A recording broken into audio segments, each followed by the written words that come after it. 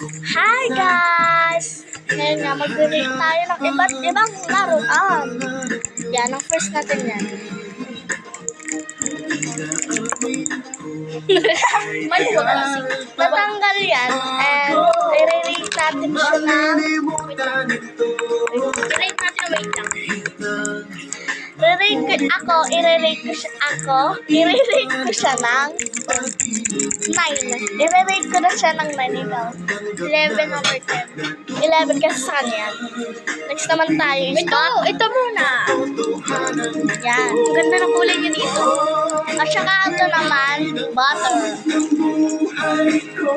I-rate ko siya ng 9 over 10. Kasi parang i-rate ko siya ng after 9, 8 over 10. Yan.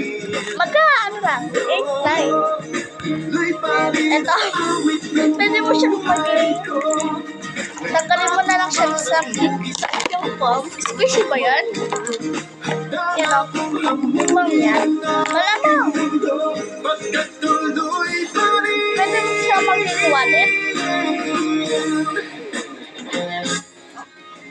Yan. Yan. Sa akin, i-rate ko ng 9. Ay, 10 pala, 10. Ako, i-rate ko ng 5 over 10. 5? Why? Kasi, hindi naman siya squishy eh. Bakit? Laruan nga eh. Laruan ko yan eh. Eh, pwede ka mo gawa tayo ngayon. Gawa tayo ngayon. Mag-vlog kami ya. Ayan. Pero maganda.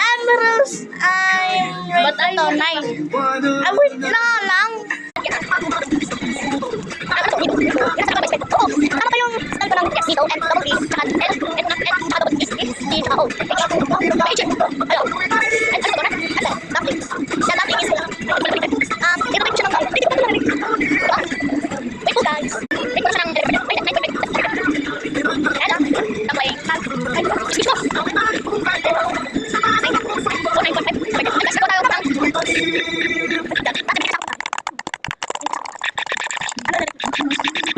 po guys. Wait po siya ng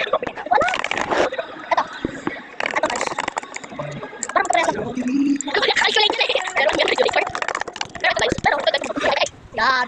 Ang guys, sorry. Di lang yan, di ba kaya?